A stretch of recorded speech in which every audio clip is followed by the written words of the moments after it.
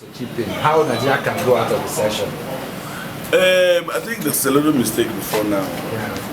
The little mistake is the issue of chasing the corrupt ones when our house is not settled. Okay. I think this is the key problem that made this session come. Otherwise, we don't have any reason to do this session or not. Okay. However, whatever sickness that comes to a man has a cure. Okay. One thing we have to do is to go back to drawing board. Let us look into where the problem came into the panel. Because the panel is faulty. We cannot continue to do trial and error. Let the experts sit down and advise us what to do. Nigeria is the very one of the control we are rich. Whether we like it or not, we are rich. We have everything. Just calculation. That's miscalculation somewhere. Right? Communication went wrong somewhere. Let us sit down, go back to the drawing board. You something in another channel. I know very well Nigeria that I know. We'll return back. Fully. Okay. So the 24 keyboard girls that were released, a lot of people have been lauding the president for at least getting 21 out of the 300 and something keyboard girls. How do you react to the release of 21 girls now? Where are they? Are they in savings accounts? Okay. How can they be withdrawing them like cash? Okay. Wherever the others are, let them go and release others. Okay.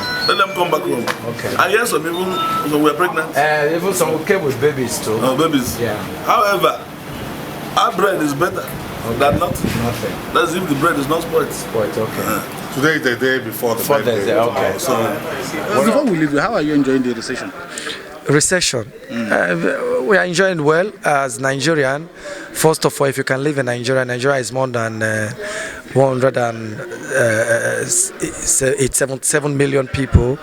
If you can live in this country, if you can survive it with different tribes, different religion, everything in Nigeria is different. If you can survive in Nigeria, you can survive everywhere. For me, I believe since I was born, I've been facing this recession, so it's not a new thing.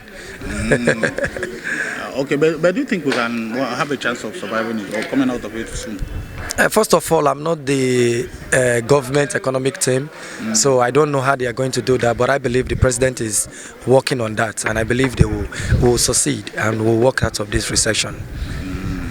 Okay, please just say hello to your fans in Enugu and all over Nigeria who will be watching us soon.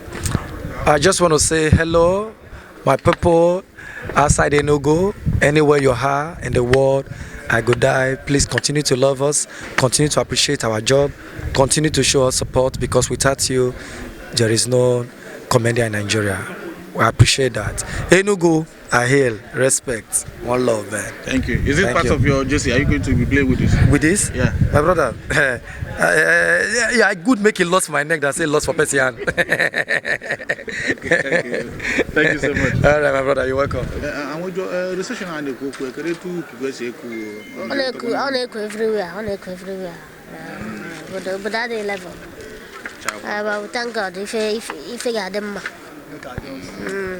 Emma, what can you go more? For the bonus in how the car, it was a man, not the cam. I got not able to can you take all the cam? I'm going to chat to me, and may hope to do a proper time and every recession. I want to in a recession. Session, I go or go. Then I chat to get Bali, you a pop tie. Man, I want to ask you, I want the model. We gain a he got where the yeah, not there, we only run and the Yana. So that camera be his way, maybe. You understand? So that Amaruta is a measure, but for the Heneko say the coast away. I do say of my family and what if I was. I'm wondering in the Bundi in the Manamas, was a Kijuro and I can have because Kennedy, you born against that. There falls there to falls there, falls. You can have fans. Moving them no man, $1. I'm naked alone, sooner just a quick. Cobbling a message seeker, and I fay at the chamma. Now, bugging and I had a seeker. And I've forgotten the carrigo. But no good idea, no got butter. Couple got in a rice when I butter.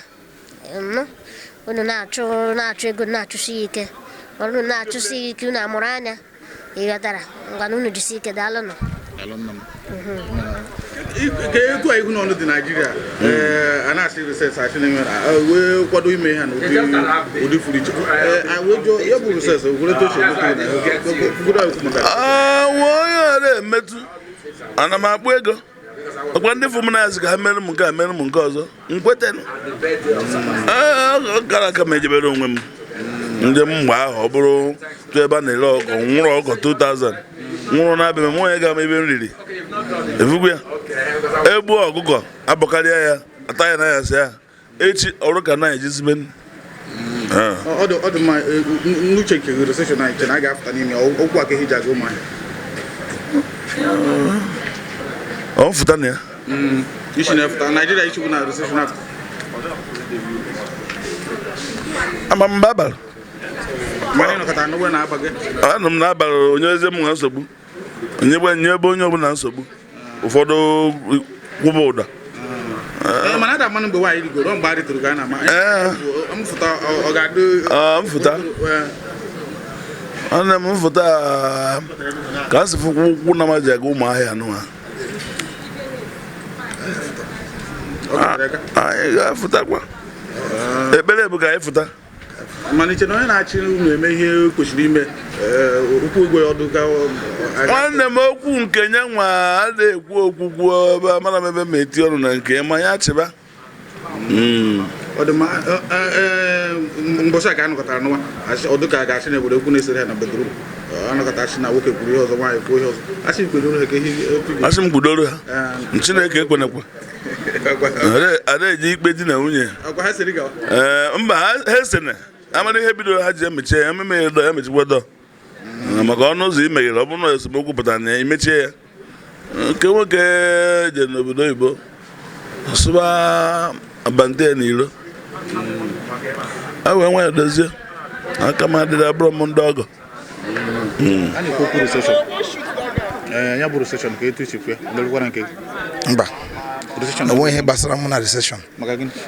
abụ m Nwachukwu onwe ihe ha kwadoro ime ga-erute m ma nwere recession ma enwere recession na Naịjirịa m ga na-eri rice dịka kịta anụ wee shi m n'ebe m pụta oriakụ m na odozi akụ m na ọmara obi m shiri m osikapa dị mma erie m ofe stew mana o tinyere ya vegetable ọ na-amasị m ọfụma ọ dị mma ọkwa ka ehi ji aga ụmụahịa ụfọdụ ajụọ na ya bụ ajụjụ n'ụdị na anyị ga-apụta n'ikwe na ya bụ recession a ga-apụta n'ihi na anyị ahụkwala ihe karịrị ya mgbe gboo apụtakwa dịka obodo dịka Ghana hụkwara ya bụ ọdịrị ọnọdụ a mgbe gboo mana taa ha na-ekwu oyoyo so obodo anyị ga-esikwa n'ime pụta ihe ka mkpa bụ ka ime ihe uche Chineke kwuru dịka ịhụ nwa anyị n'anya ihe anyị ji ka o juo anyị afọ n'ihi na ọwụ ka anyị ukwu mere obodo a jide etu a onye nweta ya eche na onwetachighị